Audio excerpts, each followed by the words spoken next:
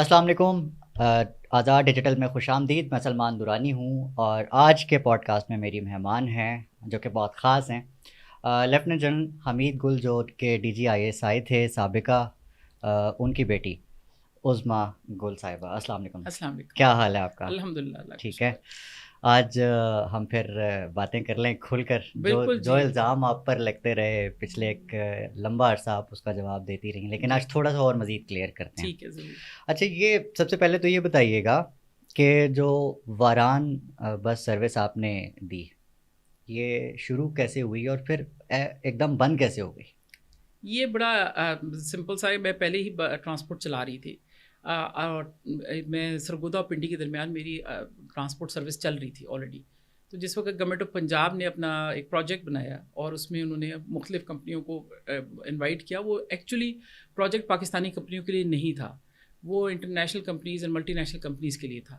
تو اس پہ انہوں نے ان سب کو انوائٹ کیا تھا، ان کے لیے ایک جائکا کا ایک $1 ملین کا انہوں نے پیکیج بھی دیا تھا اس کے لیے، کانٹریکٹ ڈیزائن کرنے کے لیے اور لیگل اس کے فریم ورک بنانے کے لیے۔ تو انہوں نے وہ بنایا اور سب چیز کی، مگر بدقسمتی سمجھے پتہ نہیں یا خوش قسمتی تھی کہ وہ مئی 1998 کا بلاسٹ ہوا اور اس کے بعد وہ ساری کمپنیز بھاگ گئیں، اور یہ پھر فار وانٹ آف کہ کون نیا آئے گا، وہ مختلف آفر کیا گیا پاکستانی کمپنیوں کو، اینڈ آرز واز دا ون جس نے پنڈی کے لیے واحد کمپنی تھی جس نے بڈ کیا۔ نو بڈی واز انٹرسٹڈ کہ پنڈی کے اندر کرے۔ اچھا، پیپل آفن آسک کہ یہ اتنا پیسہ آپ کے پاس آیا کہاں سے؟ جی، یہ اتنا پیسہ نہیں آیا میرے پاس۔ میں اس سے پہلے 2 کام کری تھی، میری ٹرانسپورٹ سروس پہلے سے تھی، جو کہ میں نے اب پہلے بتایا کہ راولپنڈی اسلام آباد کے درمیان انٹرسٹی چل رہی تھی۔ اس کے علاوہ میں ایکسپورٹ کرتی تھی pharmaceutical goods, and I was representing 38 companies, جن میں سے national and multi national companies دونوں تھیں، اور میں نے سینٹرل ایشین ریپبلکس میں اور عراق میں بہت زیادہ میڈیسن سپلائی کی ہے، اور پاکستانی میڈیسن بھی کی ہیں اور دوسری بھی ملٹی نیشنل کمپنیز کی بھی۔ یہ آبائی تھا یا آپ نے اپنا خود بنایا؟ جی، خود بنایا، بیکاز اسی میں بینک فائنینسنگ وغیرہ لے کے، اس زمانے میں ایکسپورٹ ری فائنینس ہوا کرتا تھا، ان چیزوں سے ملا کے اور کام کرتی تھی، کیونکہ آف کورس جب میں نے سب سے پہلے ٹرانسپورٹ ہی شروع کی تھی، اب دین اس کے ساتھ جب میں نے ذرا فائنینشیل حالات امپروو کیے تو میں نے اس پہ کام۔ اسے کنیکٹ کیا جاتا ہے جنرل صاحب سے؟ جنرل صاحب کا بالکل اس میں رول تھا، اور وہ ایک والدین کا جو رول ہوتا ہے وہی تھا کہ وہ ان کی دعائیں شامل تھیں۔ He would feel very proud of me کہ میری بیٹی یہ کر رہی ہے، میرٹ پہ کر رہی ہے، اور آئی تھنک یہ بات سب کو سمجھنی چاہیے کہ جو جنرل حمید گل کو جانتے ہیں، دے وڈ ریئلائز کہ جنرل صاحب اس طرح کے بندے ہی نہیں تھے کہ وہ ہاتھ پکڑ کے چلاتے اور پھر میرے پہ اس پہ یہ سمجھتے کہ میری بیٹی نے کچھ اچیو کیا ہے۔ To him it was more important کہ میں نے میرٹ پہ کام کیا۔ نہیں، لیکن یہ سوال بھی تو لوگ اٹھاتے ہیں کہ دوسروں کے جو بچے ہیں ان کو آگ میں دھکیل کر جی افغان جہاد کے نام پر جی، امریکی ڈالر لے کر اپنے بچوں کا مستقبل سنوار لیا۔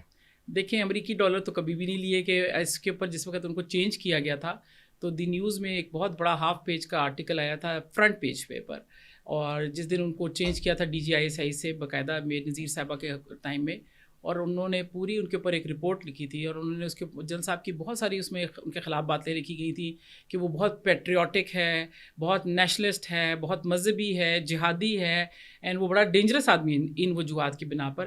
اور جتنی بھی انکوائریاں ہوئی ہے، not a single dollar has been spent on his self.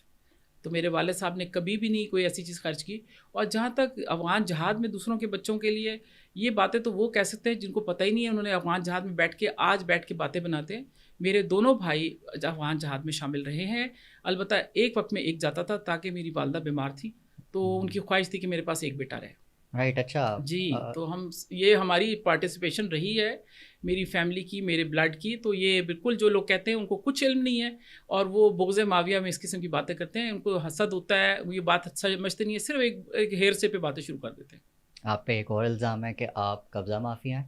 آپ نے سرگودا میں اور آپ نے نارووال میں، بلکہ مری میں 2-3 جگہوں کا الزام لگاتے ہیں کہ آپ نے وہاں پہ جو ہے وہ لینڈ گریب کی ہے۔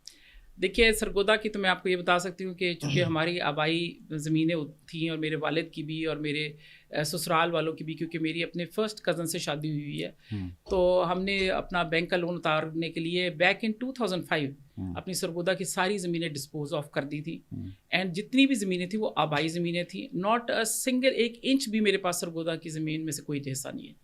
تو اس وقت تو میرے ہاتھ میں کوئی سرگودا کی زمین نہیں، تو کیسے قبضہ مافیا سرگودا میں؟ نارووال کی زمین ہے 2006 میں ہم نے جا کے بارڈر ایریا کمیٹی سے کے ذریعے NOC لے کے پراپر وہاں لوگوں سے خرید کے زمین لیا. وہ کیسے قبضہ مافیا ہے, کیوں نہیں آج لوگ چیک کرتے تھے, جو کہہ دیتے الزام لگاتے ہیں وہ کوئی ثبوت بھی دکھا دینا کہ وہ کہاں سے کہہ رہے ہیں, صرف کہہ دینا. میں بھی کسی کے لیے کوئی چیز کہہ سکتی ہوں. اور مری کی زمین وہ بھی ہماری اپنی زمین ہے فیملی میں, اور باقاعدہ تقسیم شدہ ہے. میرے والد نے ہم بہن بھائیوں کو تحفے میں دی تھی, تو وہ بھی کہاں والد نے دی تھی, تو قبضہ مافیا تو ہو ہی نہیں سکتا کہ میں نے کوئی قبضہ کیا ہو کسی چیز کا. رائٹ. اچھا, یہ بات تو سمجھنے والی ہے کہ آپ کے والد جنرل صاحب کا جنرل مشرف کے ساتھ تو ایک کلیش ویزیبل ہے, سب کو پتہ ہے. یہ آپ کے ساتھ جو ہوا وہ عمران خان کا جو دور تھا اس کا اوائل, جس میں جنرل فیض صاحب کا بھی رول کافی ہے, تو یہ جاننا ضروری ہے کہ جنرل فیض کب اس پورے معاملے میں آئے. کیا وہ آپ کے خلاف تھے یا کیا وہ چاہتے کیا تھے؟ دیکھیے, میرا تو جنرل فیض سے کوئی معاملہ ہی نہیں تھا, کہ نہ کوئی دشمنی تھی نہ کوئی ایسا معاملہ تھا. سب سے پہلے جنرل فیض کا ایک تو آپ کو بیک گراؤنڈ تھوڑا سا پتہ ہوگا کہ ان کے ایک بھائی ہیں جن کا نام نجف حمید ہے, وہ پٹواری ہیں. تو یا پتہ نہیں شاید ان کی پروموشن کون سے والے پٹواری ہیں؟ نجف حمید, ہاں وہ ایک اور ٹرم بھی یوز ہوتی ہے, نہیں وہ باقاعدہ سرکاری پٹواری ہیں. اچھا. تو انہوں نے نجف حمید صاحب نے اور ان لوگوں نے مل کے یہاں, میرا خیال ہے ان کا انٹرسٹ تھا, کیونکہ مجھے کرنل لیاقت کا جو اسلام آباد ISI ڈیٹ کے تھے, جو سب مینیج کرتے تھے, جی جو سب مینیج کرتے ہیں, ایوری بڈی نوز اباؤٹ ہم.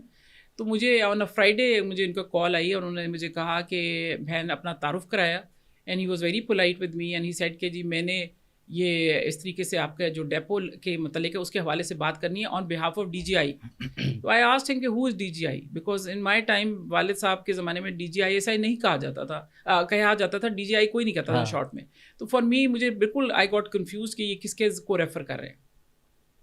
تو انہوں نے کہا کہ جی جنرل فیض حمید, میں نے ان کے بہاف پہ بات کر رہا ہوں, اور انہوں نے کہا ہے کہ آپ یہ ڈیپو جو ہے ان کو یہ زمین چاہیے اور انہیں یہاں ایک پلازا بنانا ہے, تو آپ اس کو ویکیٹ کر دیں. So I was taken aback and I had no, مطلب نہ کوئی وارننگ تھی نہ کوئی چیز تھی.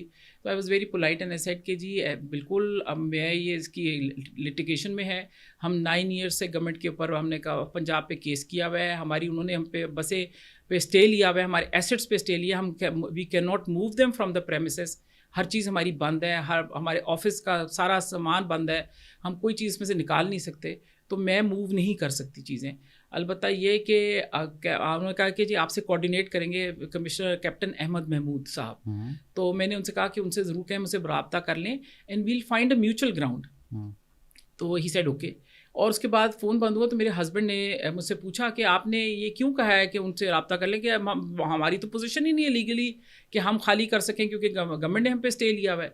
تو اس پہ میں نے ان کو کہا کہ دیکھیں وہ DGI آئی ہیں, if he is interested in taking the land, یہ ہماری زمین تو نہیں ہے, یہ تو سرکار کی زمین ہے, اور میں اس کو آنر کرتی ہوں, تو میں انہی کا کو یوز کر کے ہم کہیں گے کہ ہمارا آپس میں سیٹلمنٹ کروا دیں, تاکہ یہ لٹیگیشن سے ہم نکل جائیں. 9 سال سے ہم خوار ہیں, تو یہ بہتر ہے اس کا کوئی حل نکل آئے. تو وہ اگر وہ کوئی حل نکال دیں گے تو مجھے کیا فرق پڑتا ہے زمین میں. نے ایگزیکٹ الفاظ یہ کہا ہے کہ ہم نے کون سی سر پہ اٹھا کے لے کے جانی ہے, اٹ از ناٹ آرز. تو اس لیے تو انہوں نے کہا یہ اچھا آئیڈیا. اینڈ لو اینڈ بیہولڈ, صرف 1 ہفتے کے بعد ہم سیٹرڈے کو کووڈ کی وجہ سے آفس بند کیا ہوا تھا, آئی ہیڈ فیور, میں گھر میں بیٹھی ہوئی تھی, اور مجھے میسج آیا وہاں سامنے میرے ڈیپو کے آگے مسجد ہے, کہ وہاں سے فون آیا کہ 500 کے قریب آپ کے پولیس کی یہاں گاڑیاں آئی ہوئی ہیں, اور وہ اس وقت they are scaling the walls, and وہ گیٹ ٹاپ رہے ہیں, اور وہ کیونکہ کیمرہ ہوتا ہے مسجد کے میں, تو ہم سیکورٹی کے لیے لگایا ہوا, تو ساری ہماری ریکارڈنگس بھی ہیں, اور کس طریقے سے انہوں نے قبضہ کر لیا. اور میسج آیا, پھر بھاگ کے ہم پہنچے, 6 کلومیٹرز دور ہی میرا گھر ہے, تو میں وہاں سے ہم ڈرائیو کر کے فوراً پہنچے, کہ اب اور کیا کر سکتے تھے, کہ دیکھیں کیا ہو رہا ہے. اور تو وین آئی انٹرڈ, تو میں نے ان کو پتہ بھی نہیں تھا کہ میں کہاں سے انٹر ہوئی, کیونکہ گیٹ تو انہوں نے بند کر دیے تھے, کوئی اندر ہی نہیں آ سکتا تھا. بٹ دے ڈنٹ نو کہ دیر واز اے سیکرٹ ڈور, جو کہ مسجد کے ساتھ ہم نے انٹر کنیکٹڈ رکھا ہوا تھا, اور اس میں ہم جمعے کے دن مسجد کے لیے وہ پریمیسز کھول دیتے تھے تاکہ لوگ وہاں نماز پڑھ سکیں. تو آئی انٹرڈ فرام دیر, اینڈ میں نے ان سے آ کے کہا کہ آپ کون صاحب ہیں, کس لیے آئے ہیں, what are you doing over here. تو انہوں نے کہا کہ ایک صاحب مجھے ملے, پینٹ شرٹ میں تھے, اور he was wearing a mask, and he said کہ میں سرکار ہوں. تو میں نے کہا سرکار کون, پلیز انٹروڈیوس یور سیلف. تو انہوں نے کہا بس this is good enough, I am the government. تو میں نے ان سے کہا کہ جی آپ نے کس بیسس پہ, یہاں ہم نے ڈیپو کا قبضہ لے لیا. تو اس وقت سیکٹری RTO جو تھے مہر غلام عباس صاحب, تو میں نے ان سے کہا کہ ان کو